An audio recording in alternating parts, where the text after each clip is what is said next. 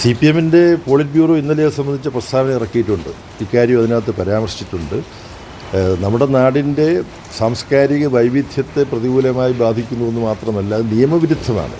ബാബറി മസ്ജിദുമായി ബന്ധപ്പെട്ട് തർക്കമുണ്ടായി കഴിഞ്ഞപ്പോൾ Indian parliament ഒരു നിയമം പാസ്സാക്കുകയുണ്ടായി.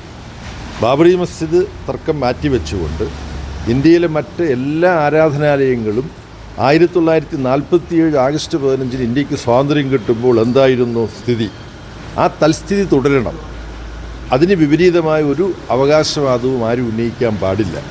ആ നിയമത്തെ ബാബറി മസ്ജിദ് കേസിൽ വിധി പറഞ്ഞ് സുപ്രീം കോടതിയും അംഗീകരിക്കുകയും ഉയർത്തിപ്പിടിക്കുകയും ചെയ്തു. ഇപ്പോൾ ഭഗത്ത് RSSൻ്റെ തലവൻ മോഹൻ ഭഗത്തിൻ്റെ നേതൃത്വത്തിലും നരേന്ദ്രമോദിയുടെ നേതൃത്വത്തിലും അമിത്ഷായുടെ നേതൃത്വത്തിലും പാർലമെൻറ്റ് പാസ്സാക്കിയ ഈ നിയമത്തെ സുപ്രീം കോടതി മുറുകെ പിടിച്ച് ഉയർത്തിപ്പിടിച്ച നിയമത്തെ വെല്ലുവിളിച്ചുകൊണ്ടുള്ള നീക്കങ്ങൾ നടക്കുകയാണ്. ഇപ്പോൾ കഴിഞ്ഞ ദിവസം മോഹൻ ഭഗത്ത് നടത്തിയ പ്രസംഗത്തിൽ ഈ മധുരയെ സംബന്ധിച്ചിട്ടെല്ലാം വീണ്ടും തർക്കം ഉന്നയിക്കുകയാണ്. മുസ്ലിം സഹോദരന്മാർ അവർക്ക് സ്വസ്ഥമായി ജീവിക്കാൻ വേണ്ടി ഇതങ്ങ് വിട്ടു തന്നേക്കണം എന്നാണ് പറയുന്നത്. ഇങ്ങനെ ഓരോന്നോരോന്നായിട്ട് പറയുകയാണ്. ആഭാസകരമാണിത്.